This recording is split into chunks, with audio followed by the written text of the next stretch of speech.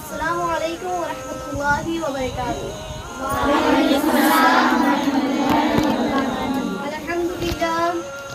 الحمد للہ رب العالمین والصلاة والسلام علی سید الانبیاء والمرسلین، اما بعد فاعوذ باللہ من الشیطان الرجیم، بسم اللہ الرحمن الرحیم۔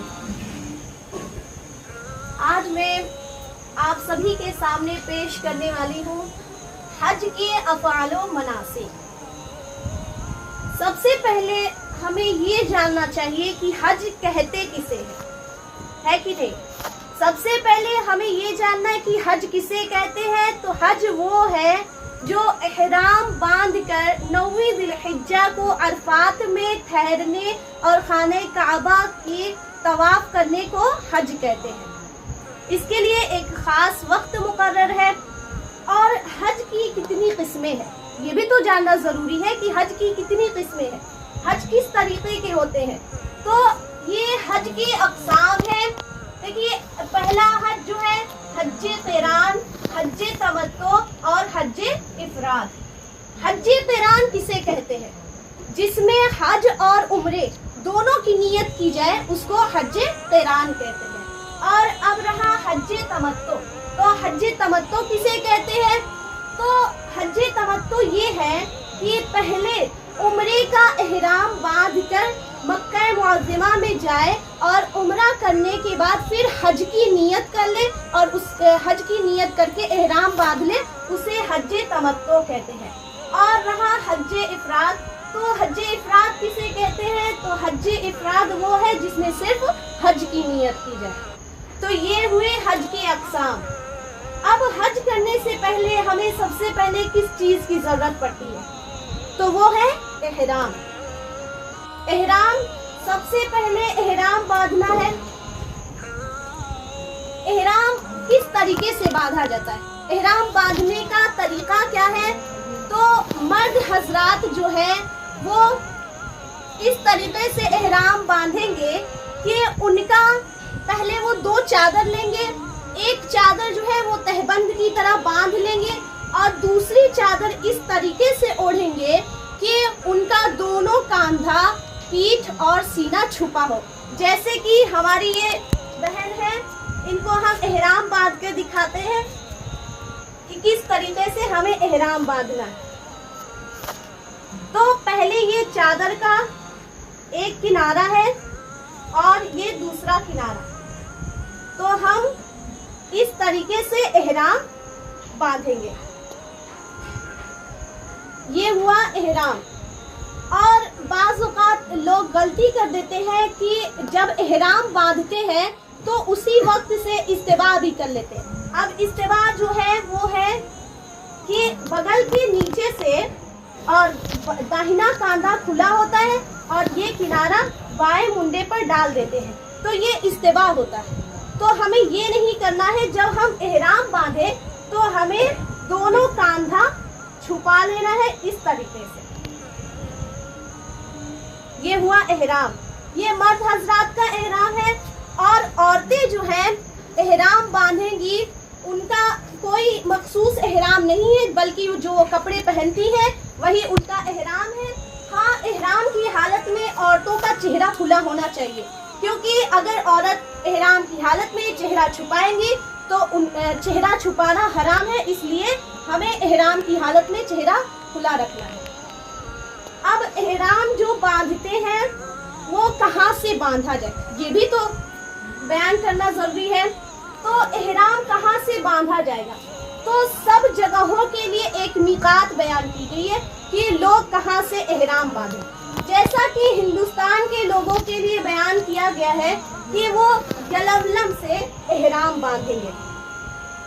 اب یلملم سے ہندوستان کے لوگ اور بنگلہ دیش اور سری لنکا وغیرہ کے لوگ یلملم سے احرام باندھیں گے، لیکن یلملم سے احرام باندھنے سے بہتر یہ ہے کہ ہم ایئرپورٹ سے ہی احرام باندھ لیں۔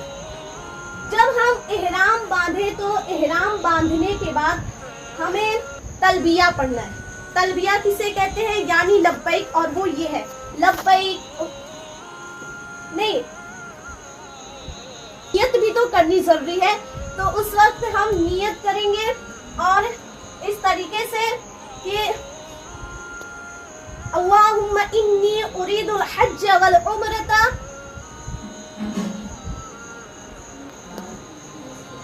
فیسرہما لی وتقبلہما منی ونویت الحج والعمرۃ واحرمت بہما مخلصا للہ تعالی. اور جسے یہ یاد نہ ہو وہ اپنے زبان سے یہ کہہ لے کہ اے اللہ میں احرام باندھتا ہوں حج کی نیت سے، تو مجھے اس میں آسانی عطا فرما اور اسے مقبول عطا فرما. اب جب احرام باندھ لے تو ہمیں تلبیہ کہنا ضروری ہے. تو تلبیہ کہیں گے اور وہ یہ ہے لبیک اللہم لبیک لبیک لا شریک لک لبیک ان الحمد والنعمت لک والملک لا شریک لک. اسے پڑھنے کے بعد زبان سے 1 مرتبہ تلبیہ کہنا ضروری ہے اور 3 مرتبہ کہنا سنت ہے. اور جو شخص گونگے ہو انہیں چاہیے کہ وہ ہونٹوں کو جنبش دیں. اب جب ہم سفر شروع کریں تو پورے سفر میں ہمیں کرنا کیا چاہیے یہ بھی تو ہمیں معلوم ہونا چاہیے. تو پورے سفر میں ہمیں ایک ہی ورد کرنا ہے، وہ کیا ہے؟ لبیک. یعنی لبیک ہمیں پورے سفر میں پڑھنا ہے. اب جب ہم مکہ معظمہ میں پہنچ جائیں تو جب ہماری سب سے پہلی نظر خانہ کعبہ پر پڑے تو وہاں پہ ٹھہر کر ہمیں دعا کرنی چاہیے. ہمارے اپنے عزیزوں، رشتہ داروں، دوستوں اور تمام امت محمدیہ کے لیے دعا کی جائے، دعائے مغفرت کی جائے کہ وہ اس وقت دعا کے قبول ہونے کا وقت ہوتا ہے. اب ہم جیسے ہی مکہ معظمہ میں پہنچے تو جیسے ہی حرم میں پہنچے تو اگر حرم میں جماعت یا نماز فرض یا وتر یا نماز جنازہ یا سنت موقدہ فوت ہونے کا خوف نہ ہو، یعنی چھوٹ جانے کا خوف نہ ہو، تو ہمیں فوراً کسی بھی کام میں مشغول ہونے سے پہلے فوراً ہمیں طواف کرنا ہے. اب طواف کسے کہتے ہیں یہ بھی تو جاننا ضروری ہے. تو طواف کے لیے جب ہم خانہ کعبہ کے پاس پہنچے تو اس سے پہلے مرد حضرات جو ہیں وہ استباح کر لیں. اب استباح جیسا کہ میں بتا چکی ہوں استباح کسے کہتے ہیں، جیسے کہ میری اسلامی بہن ہے ان کو میں طریقہ بتا دیتی ہوں کہ ہمیں استباح کس طریقے سے کرنا ہے. تو ہم بتا چکے ہیں کہ یہ پہلا جو کنارہ ہے اس کو بائیں کاندھے پر رکھیں گے اور یہ دائیں کندھی کی بغل سے نکال کر بائیں کاندھے پر ڈال دیں گے اور یہ داہنا کاندھا کھلا ہونا چاہیے. اسے کہتے ہیں استباح. تو مرد حضرات استباح کر لیں پہلے، اور جو عورتیں ہیں وہ اسی طریقے سے رہیں گی لیکن ان کا چہرہ کھلا ہونا چاہیے. جب استباح کر لیں تو اس کے بعد خانہ کعبہ کے پاس آئے اور حجر اسود کے سامنے کھڑے ہو کر نیت کریں اور کہیں اللہم انی ارید طواف بیتک المحرم فیسرہ لی وتقبلہ منی. یعنی اگر یہ اپنی زبان میں بھی عام طور سے یہ کہہ سکتے ہیں کہ اے اللہ تبارک و تعالیٰ میں تیرے گھر کا طواف کرنا چاہتا ہوں تو مجھے اس میں آسانی عطا فرما اور اسے مقبول عطا فرما. جب ہم طواف کریں گے تو سب سے پہلے ہمیں کیا کرنا ہے کہ اپنے ہاتھوں کو کانوں تک اٹھائیں گے اس طریقے سے کہ ہمارا جو یہ ہتھیلی ہے وہ حجر اسود کی جانب ہے، بالکل حجر اسود کی جانب ہو. پھر کہیں بسم اللہ والحمد للہ واللہ اکبر والصلاة والسلام علی رسول اللہ صلی اللہ علیہ وسلم. یہ کہنے کے بعد اپنا ہاتھ نیچے کر لیں. اب ہمیں طواف شروع کرنا ہے. طواف کیسے کیا جائے گا یہ بھی تو معلوم ہونا چاہیے. تو طواف ہم حجر اسود کے بالکل سامنے سے شروع کریں گے. دیکھ رہی ہیں جیسا کہ آپ یہاں پہ حجر اسود کا نشان بنا ہوا ہے، تو ہم بالکل یہاں سے طواف کرنا شروع کریں گے. جب طواف مرد حضرات جو ہے جب طواف کریں گے تو طواف کے ہمیں 7 چکر لگانے ہیں نا, طواف کے 7 چکر لگانے ہیں. تو جب پہلے جو 3 پھیرے ہیں اس میں مرد حضرات رمل کریں گے. اب رمل کسے کہتے ہیں؟ تو رمل کہتے ہیں یعنی تیز تیز چلنا, چھوٹے چھوٹے قدم اور شانے اکڑاتے ہوئے, جیسے کہ ہماری یہ بہن بتائیں گی کہ کس طریقے سے چلنا ہے. تو اسے رمل کہتے ہیں. رمل صرف مرد حضرات کریں گے اور جو عورتیں ہیں وہ بالکل عام انداز میں کریں گی. تو جیسے ہی مرد رمل کرتے ہوئے خانہ کعبہ کی پورا گھوم کر جب حجر اسود کے پاس آئے تو یہ طواف کا پہلا چکر مکمل ہوا. ٹھیک ہے, جب ہم جیسے ہی حجر اسود کے پاس آئے تو یہ ایک چکر ہمارا مکمل ہو گیا. جب ہم حجر اسود کے پاس آئے تو اب ہمیں استلام کرنا ہے. اب استلام کسے کہتے ہیں؟ یعنی حجر اسود کا اشارے سے بوسہ لینا, اسے استلام کہتے ہیں. جب ہم چکر پورا کریں گے, خانہ کعبہ کی پوری طرف گھوم کر جب حجر اسود کے پاس پہنچیں گے تو ہر مرتبہ ہم استلام کریں گے. تو جیسے ہی مرد حضرات 3 پھیرے لگا لے تو اب ان کا رمل ختم ہوا. اب اس کے بعد سے وہ بھی نارمل انداز میں باقی جو 4 پھیرے ہیں پورے کر لیں گے. اور عورتیں جو ہیں وہ بالکل عام انداز میں جس طریقے سے چلتے ہیں اسی طرح اپنا 7 پھیرا مکمل کریں گی. لیکن یاد رہے, ہر پھیرا مکمل کرنے پر حجر اسود کے پاس کھڑے ہو کر اس کا استلام کرنا ضروری ہے. استلام کرنے کے بعد جب 7واں پھیرا مکمل ہو جائے تو استلام کرنے کے بعد اب چلیں گے ہم مقام ابراہیم پر. نماز طواف ادا کرنی ہے تو اب ہم آئیں گے مقام ابراہیم کے پاس, اور مقام ابراہیم کے پاس آ کر یہ آیت کریمہ وَاتَّخِذُوا مِن مَقَامِ إِبْرَاهِيمَ مُصَلًّى, یہ پڑھنے کے بعد ہمیں نماز طواف 2 رکعات ادا کرنی ہے اس طریقے سے کہ پہلی رکعت میں قل یا ایھا الکافرون اور دوسری رکعت میں قل هو اللہ احد پڑھنا ہے. اس کے پڑھنے کے بعد کیونکہ حدیث میں آتا ہے کہ جو شخص مقام ابراہیم پر نماز پڑھے, 2 رکعت نماز پڑھے, اس کے اگلے پچھلے گناہ بخش دیے جاتے ہیں.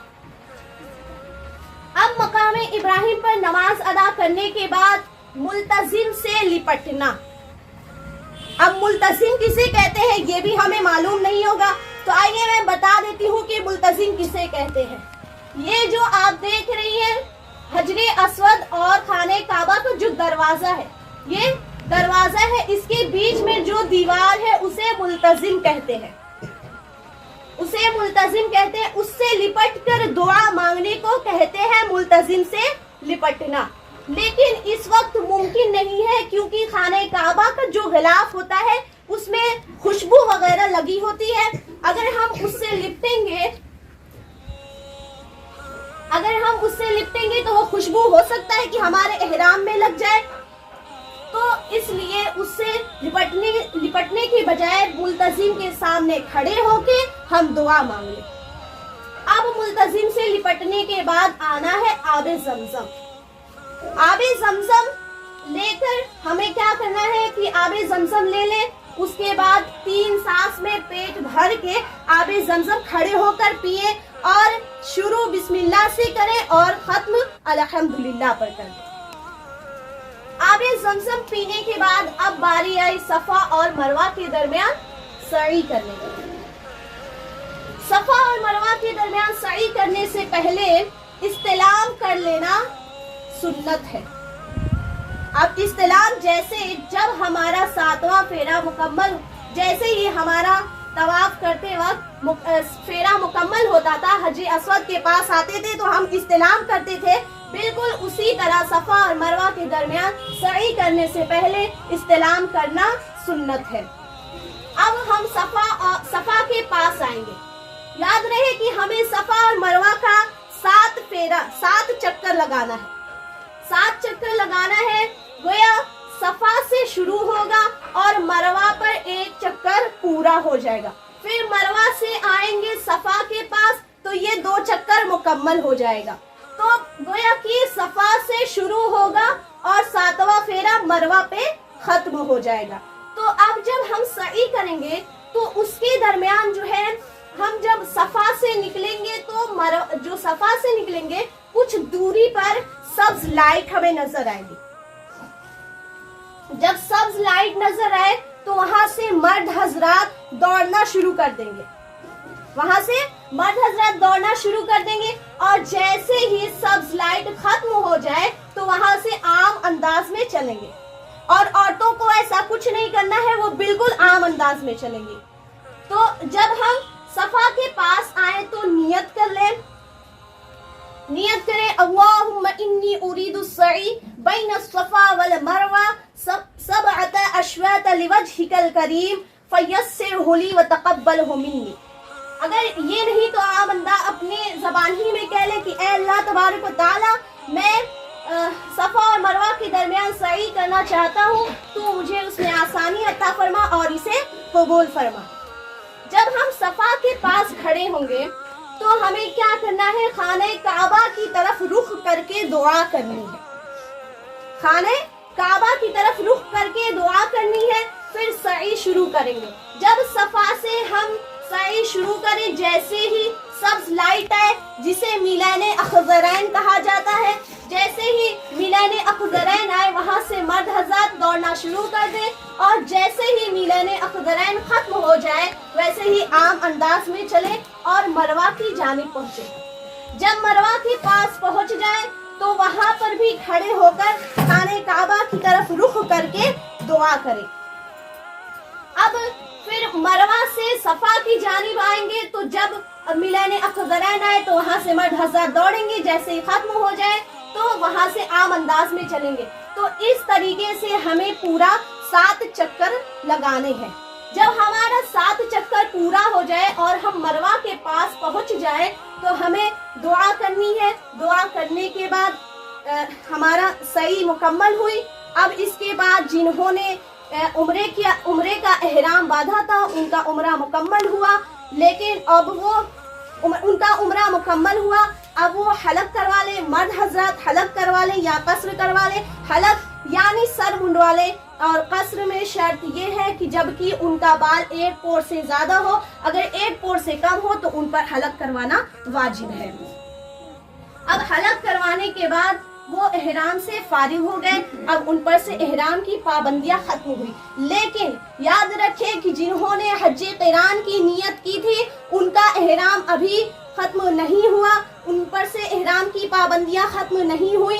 अभी वो एहराम ही में रहेंगे और वो अपना सर ना मुंडवाए, बल्कि जब हज पूरा हो जाएगा तब उनका एहराम उतरेगा। अब ऐसा भी होता है कि लोग हज के वक्त में तो नहीं पहुंचते बल्कि उससे पहले ही पहुंच जाते हैं, जैसे 2 ज़िलहिज्जा को या 3 ज़िलहिज्जा को या 4 ज़िलहिज्जा को। तो जो हाजी जो एहराम बांधे होते हैं उम्रा मुकम्मल करने के बाद 8वीं ज़िलहिज्जा का इंतजार करते हैं, उनके लिए मुस्तहब है कि जब तक वो मक्का मुअज़्ज़मा में रहे वो तवाफ करते रहे, सफ़ा और मरवा के दरमियान सई करते रहे और खूब बरकतें हासिल करते रहे। फिर जैसे ही 9वीं ज़िलहिज्जा आ जाए, 9वीं ज़िलहिज्जा आने के बाद अब हमें मिना को रवाना होना। जिन्होंने हज तमत्तु की नियत की थी अब वो एहराम बांधे और नियत कर ले। उसके बाद नियत करने के बाद अब हमें 8वीं ज़िलहिज्जा को हमें चलना है अब मिना। जब मिना आ जाए तो अब सफा और मरवा के दरमियान हमने सई कर ली है। अब हमारा उम्रा मुकम्मल हो चुका है। लेकिन जिन्होंने हज क़िरान का नियत से एहराम बांधा था उनका एहराम अभी नहीं उतरेगा, बल्कि जब वो हज कर लेंगे, जब उनका हज मुकम्मल हो जाए उसके बाद उनका एहराम उतरेगा। और जिन्होंने हज इफरात की भी नियत की थी उनका भी जब हज मुकम्मल हो जाए उसके बाद एहराम उतरेगा। लेकिन जिन्होंने हज तमत्तु की नियत की थी तो उन्होंने तो पहले सिर्फ उम्रे की नियत की थी, तो उनका अब उम्रा मुकम्मल हुआ। अब जब جب 9ویں ذی الحجہ آئے گی، پہلے یاد رکھیں کہ ہمیں جو حج کے اصل ایام ہیں وہ کتنے دن ہیں. تو حج کے جو اصل ایام ہیں وہ ہیں 8ویں، 9ویں، 10ویں اور 11ویں اور 12ویں. یہی 5 دن ہیں جس میں حج ہوتا ہے.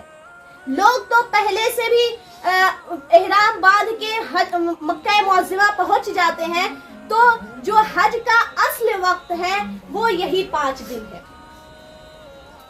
تو جنہوں نے حج تمتع کی نیت کی تھی وہ اب 8ویں ذی الحجہ کو احرام باندھ کے اب روانہ ہو جائیں مینا کی جانب. جب مینا آئے تو اپنے خیمے میں جائیں اور خوب وہاں پہ عبادت کریں اور وہاں پہ ذکر و درود کرتے رہیں. یاد رہے کہ مینا ہی میں رات گزارنی ہے.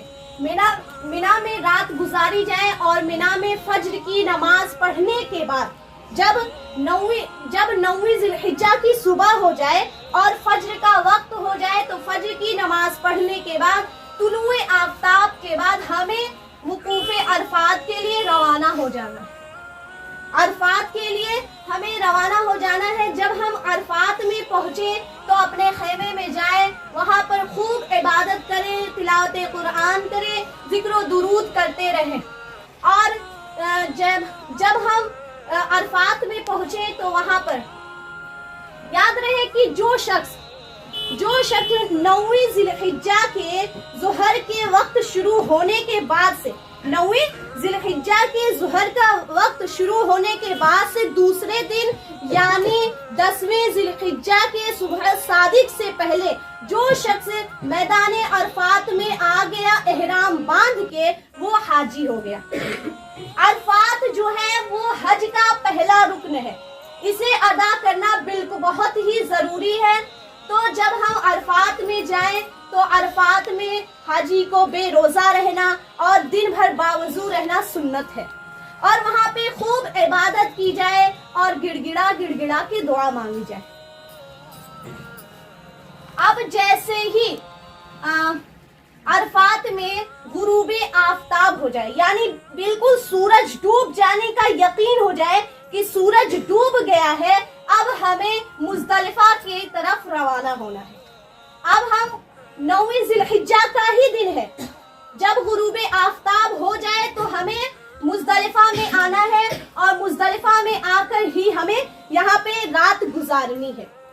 جب ہم مزدلفہ میں آئے تو مغرب کی نماز وہ عشاء کی نماز کے ساتھ ملا کر ادا کرنی ہے. وہ کس طریقے سے کہ عشاء کے وقت میں ہم پہلے مغرب کی 3 رکعات فرض پڑھیں گے، اس کے بعد عشاء کی 4 رکعات فرض پڑھیں گے، اس کے بعد مغرب کی سنت پڑھیں گے، پھر عشاء کی سنت، پھر وتر پڑھیں گے. تو اس طریقے سے ہماری نماز ادا ہوگی. یاد رہے مزدلفہ میں ہمیں ایک اور کام کرنا ہے. وہ کیا ہے؟ کنکریاں اکٹھا کرنا. کنکریاں جب ہم اکٹھا کریں گے تو کنکریاں ہمیں 10ویں ذی الحجہ کو جو مینا میں رمی جمار کرنا ہے، جو بتوں کو مارنا ہے، اس کے لیے ہم کیا کریں گے؟ کنکریاں اکٹھا کریں گے. اب کنکریاں ہمیں کتنی لینی ہے؟ تو میں یہاں پہ آپ کو بتا دوں کہ پہلے دن جو ہمیں کنکریاں اکٹھا، جو ہمیں کنکری کی رمی کرنی ہے، جو جمرہ عقبہ کی رمی کرنی ہے، اس کے لیے ہم 7 کنکریاں لیں گے. اور جب ہم 11ویں کی رمی کے لیے ہم 21 کنکریاں لیں گے، کیونکہ 11ویں کی رمی کے لیے ہمیں کیا کرنا ہے کہ 7 کنکریاں ہر جمرے پر مارنی ہے. جیسا کہ یہاں پہ ہم نے جمرے کا نقش بنایا ہوا ہے، تو یہاں پہ ہم جو ہے جب 11ویں کی رمی کریں گے، جب 10ویں کی رمی کریں گے تو صرف جمرہ عقبہ پہ ہمیں 7 کنکریاں مارنی ہے. لیکن جب ہم 11ویں اور 12ویں ذی الحجہ کی رمی کریں گے، یعنی جب ہم پتھر ماریں گے، کنکریاں ماریں گے، تو پہلے جمرہ اولا پہ 7 کنکریاں ماریں گے، پھر جمرہ وسطیٰ پہ 7 کنکریاں ماریں گے، پھر جمرہ عقبہ پہ 7 کنکریاں ماریں گے. تو اس طریقے سے ہمیں 7 کنکریاں مارنی ہے 11ویں اور 12ویں کو. تو اس طریقے سے ہمیں 11ویں کے لیے 21 لینی ہے کنکریاں اور 12ویں کے لیے بھی 21 کنکریاں لینی ہے. اور اگر ہم 13ویں کی بھی رمی کرنا چاہتے ہیں تو کچھ مزید کنکریاں لے لیں اور کل ملا کر 72 کنکریاں ہوئی. لیکن ہم دو اور ہم کنکریاں لے لیں تاکہ ہمیں ضرورت بھی ہو سکتی ہے. تو جب ہم مزدلفہ میں کنکریاں اکٹھا کریں گے تو کیا کرنا ہے, ہمیں ایک بوتل لے لیں گے اور بوتل میں پانی بھر لیں گے. پانی بھرنے کے بعد ہم کنکریاں اکٹھا کریں گے. کنکریوں کی سائز کیا ہونی چاہیے؟ کنکریوں کی سائز کھجور کی گٹلی کے برابر ہونی چاہیے, نہ زیادہ بڑی نہ زیادہ چھوٹی. تو جب ہم کنکریاں اکٹھا کریں گے تو اس بوتل میں ڈال دیں گے اس طریقے سے.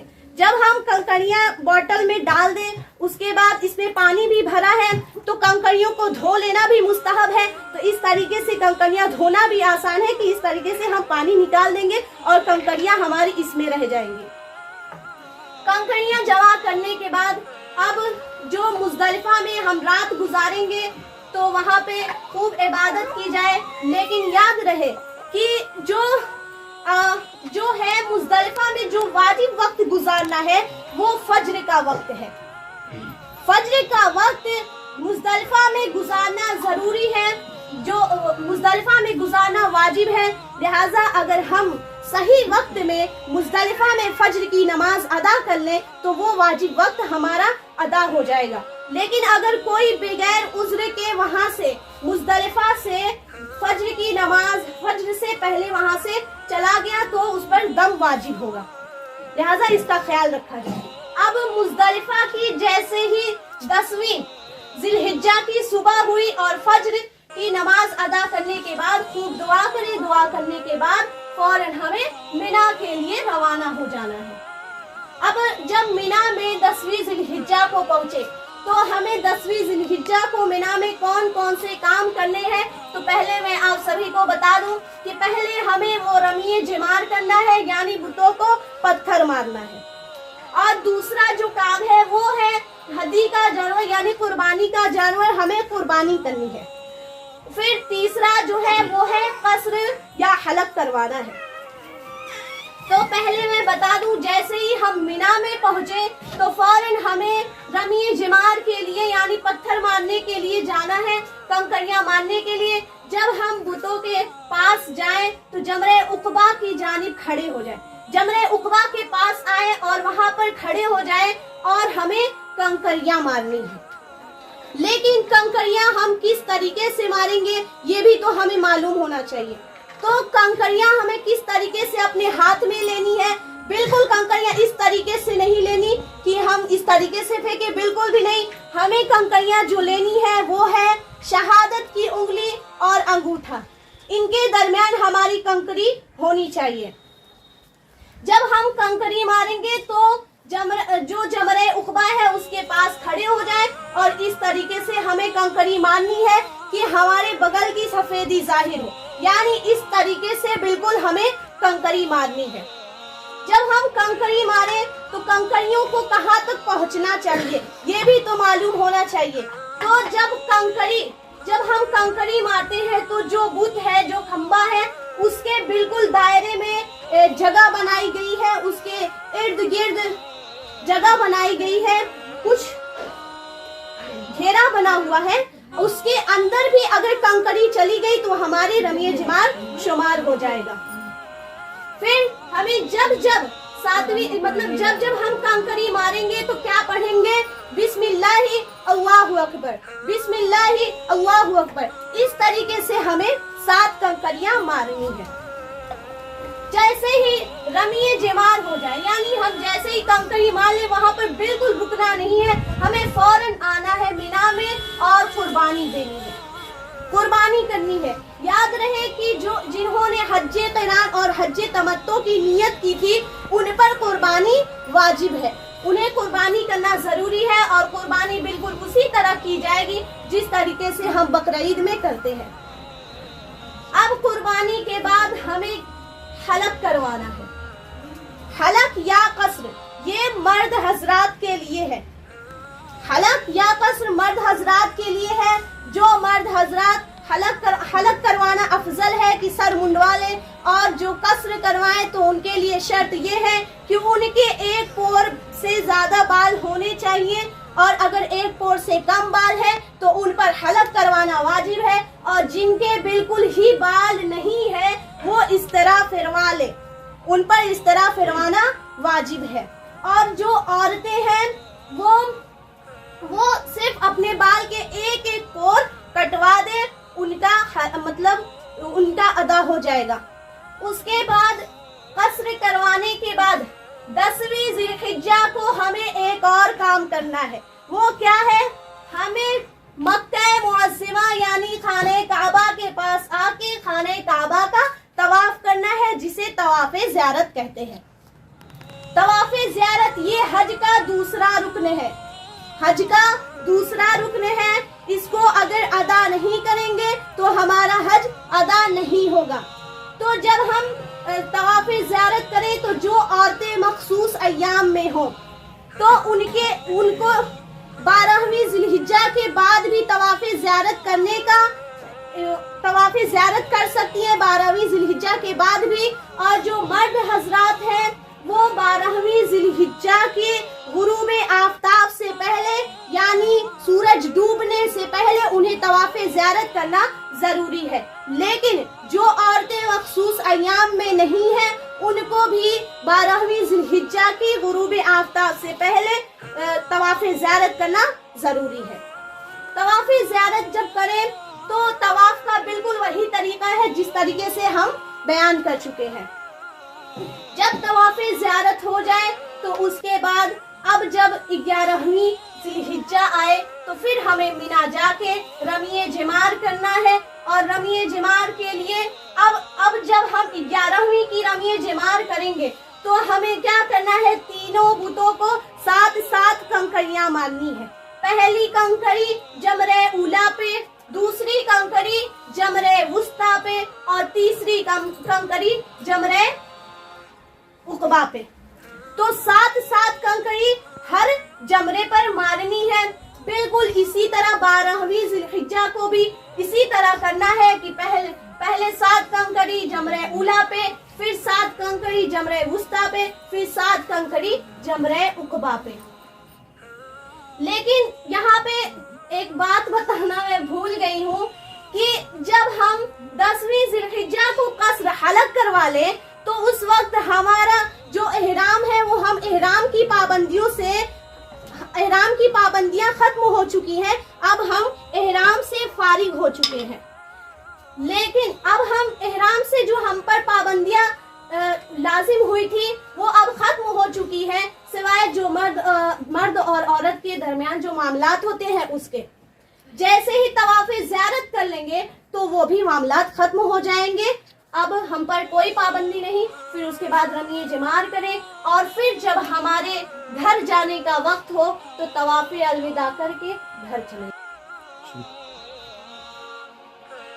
دیکھیں جب ہمارا حج جو ہے 12ویں کو ہمارا حج مکمل ہوا، اب جب ہم مدینہ کے لیے روانہ ہوں گے تو طواف الوداع کر کے مدینہ کو روانہ ہو جائیں۔ ہم مدینہ اس لیے جاتے ہیں کہ جو ہم نے حج کیا ہے اللہ تبارک و تعالی اس حج کو قبولیت عطا فرمائے۔ جب مدینہ جاتے ہیں، مدینے میں حدیث شریف میں ہے کہ رسول اللہ صلی اللہ علیہ وسلم نے ارشاد فرمایا کہ جو شخص میرے قبر کی زیارت کرے گا میں اس کی شفاعت واجب ہو جاتی ہے۔ تو اس وسیلے سے ہم مدینہ شریف جاتے ہیں، اس کی زیارت کرتے ہیں۔